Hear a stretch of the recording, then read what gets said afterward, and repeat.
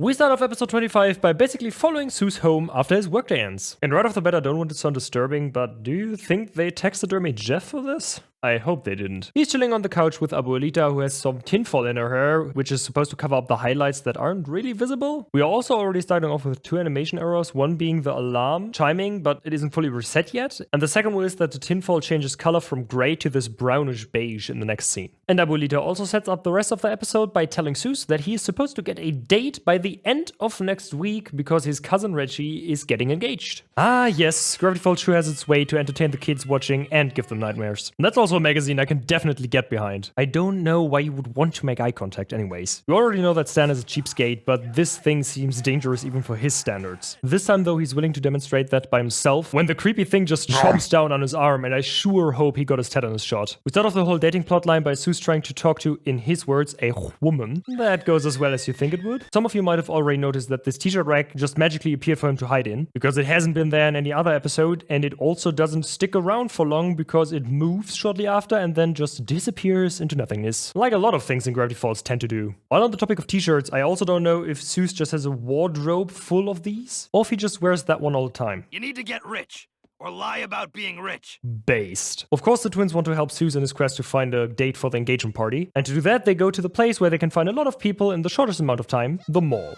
A lot of people means recurring characters throughout the episode, starting off with the two agents that are either there to go shopping or to keep tab on the Pines family. Both seem equally possible. There's also some foreshadowing for Melody as well, who's going to play a bigger role later on in the episode. The lady from the shack that Soos scared also seems to have just sprinted to the mall right away. After a short montage showing you how not to talk to people, we follow Stan in his endeavor to find a replacement for Old Goldie, entering an arcade built into the mall that's called Who Has Jamboree. And the S&P department definitely did not like that name, but in the end, they stuck with it. Before I entered the arcade, Stan also threw Old Goldie into a dumpster next to it, and apparently Robbie was already at that dumpster because his signature explosion muffin was spray painted on it. There are also a few interesting arcade cabinets when Stan enters the freakier version of Chuck E. Cheese, if that's even possible. For example, the Fight Fighters cabinet, which we've of course already seen in the Fight Fighters episode, but also the Owl Trowel cabinet, a reference to the TV ad we saw in the finale of season 1. Okay, one of those kids is way too overexcited. Back to Soos with his dating dilemma and some more retro game references, like the Pac-Man one, the Frogger one, and probably the Punch-Out one? Definitely don't quote me on the last one though. Of course, conveniently, his cousin Reggie is also at the mall, and he has a pretty interesting tattoo on his left arm. Those are some Japanese katakana translating to Ragi, which is supposed to be Reggie, but he choked while translating it. And judging by the way he's behaving, he kinda seems like the guy who would get his own name tattooed on himself in a different language and then chokes while translating it. Soos reacts by fleeing into the game store so his cousin doesn't see him, and he finds a game that's supposed to make him better at dating.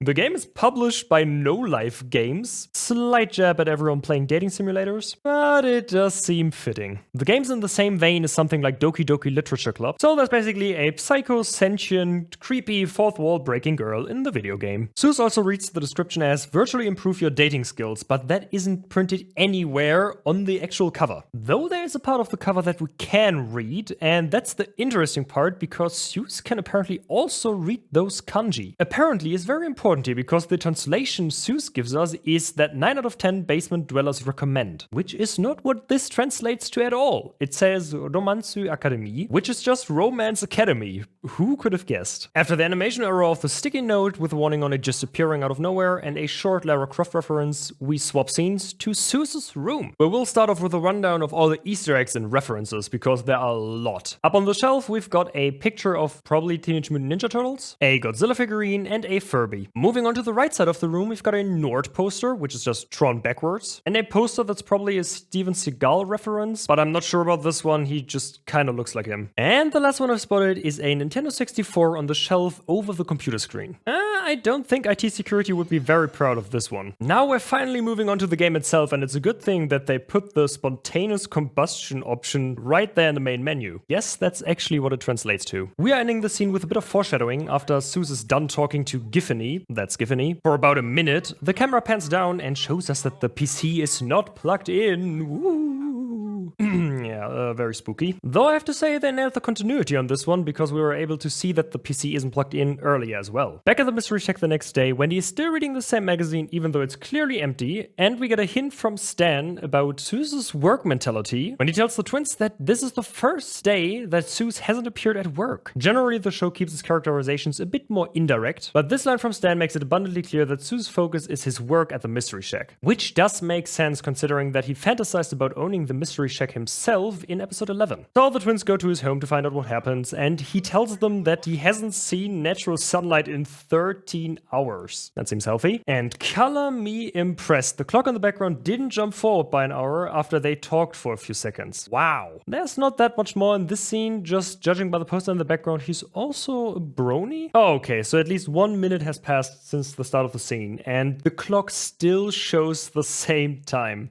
They had that chance, and they just didn't take it. Also, just as a side note, apparently Abuelita reads Soos's diary. After the twins drag Soos back to the mall, and he bumps into a woman who tells him that he can't undo who he is. Really odd thing to say to a stranger. Giffany is back because she followed him through the electric cabling into the mall. And somehow nobody notices the giant, brightly colored anime girl on the screen? I guess not. When Melody approaches him, you know, the one that we saw when the twins entered the mall for the first time, she also seems to have moved around her stand quite a bit. So they hit it off right away and decide to meet up later that day, and Mabel of course goes apeshit about Soos securing a date. And the scene of Melody leaving the mall makes this whole mall layout thing even more confusing because she's leaving through an exit that doesn't look like the one that the twins entered the mall through because there are no escalators on the side. But the stand clearly stood at that entrance earlier and was facing inwards into the mall, and now it's facing the kids play area, and fuck it, I don't even know what's going on in this mall anymore. So now Soos dumps Giffany, who should have heard everything anyways because she was inhabiting the little electric locomotive that he was riding. Now throughout the next few scenes there's a lot of jumping back and forth between the Soos plotline and the Stan plotline, which I found a bit jarring while watching the episode because they jump back and forth 4 times in around 3 minutes, and I think it doesn't really add anything to the scenes. So the first jump is to Stan preparing to steal one of the animatronics and climbing out of the window even though there's clearly a door that he could have taken. Then we swap back to Soos to show that the date is starting, but there are a few things in this short scene that I found interesting. One of them is that Mabel is wearing a hat that kind of mimics Dipper's, just the colors are swapped to pink and it's not a pine tree, it's a heart on the front. And the second thing is that Melody is portrayed to be a bit nervous, fiddling around with her legs and saying that they are itchy, which I thought was a pretty cool detail. Then the third jump back to Stan, where he opens up the back door of the arcade and we see that Gary is kind of a weirdo. And where we also get another little continuity error because it looks like the door changes material from metal to wood. But now we got through the back and forth, swapping back to Soos, with him and Melody sitting at a table inside the arcade. And at the start of the episode, I already mentioned that there were a few characters that we've already seen inside the mall. And there's another one in this scene. It's one of Pacifica's friends on the right with her dad, probably. After Soos realizes that Giffany followed him to the mall again, we get this wider shot with a few more cabinets. And we're getting to the cabinets in a bit, but I have to say, I do not like the look that owl is giving us. Ugh, creepy. Okay, the cabinet that I found really interesting is the horse dad one, because what am I supposed to expect from a game that's called Horse Dad? Is it like Sims, but with horses? I don't think that we'll ever get to find out, because we're moving on to the show that the animatronics are performing. Speaking of the animatronics, why does every single one look like they huff gasoline on a daily basis? You know, I get it, it's supposed to be creepy, but look at this guy. Eesh. And of course, similar to the formula that Five Nights at Freddy's adopted later on, the animatronics had to go crazy. Though that fact does not explain why they are equipped with deadly claws. Like, who did the safety audit on those things? Who said that this was something okay for children to be around? So now all hell breaks loose because Giffany doesn't like Melody, and everyone starts running to the door, and even though they were the first to start running, they are the last to arrive at the exit. The only explanation I have is that they might have stopped for snacks again. While they are hiding behind the arcade cabinet, we get a visual that looks cool but seems to make a little sense considering that she's possessing the animatronic itself and shouldn't be on the arcade machines. But hey, at least it looks cool. Soos then decides to be the diversion and, huh? How did she do that? Those aren't even electric. Okay, she can apparently move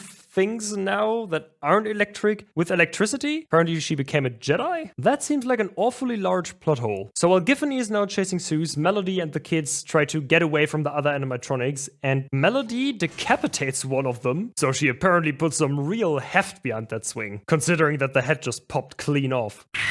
Sadly, all that struggling doesn't really help, they are captured anyway, and now Soos is cornered by Giffany, who talks to him as the animatronic and from the TV to his right, but the model of her on the TV doesn't move her mouth while doing so. So a little animation error right at the end. Ah yes, a so-called kids show, with faces just melting. So now, with Soos having destroyed Giffany through use of a pizza oven, he was able to secure a second date with Melody to the engagement party of his cousin Reggie. So a happy ending. Even though in the end Abuelita pops out of the ball pit, admitting to following Soos around, which seems even creepier than all the precursor FNAF stuff. So I hope you enjoyed this episode of Mysteries of Gravity Falls. I know that my upload schedule right now is a complete mess, and I'm really sorry for that one. I'm trying to get back into the flow and back to some more consistent uploads. Huge thanks to everyone for sticking around though. We just reached 400 subs, which is bonkers considering that I did a sub special last year in December and we were at like 250. It's crazy. But yeah, that's basically all I had to say. I hope you have an amazing rest of your day, and I hope to see you in the next episode of Mysteries of Gravity Falls or the next video on my channel. Until then, see ya!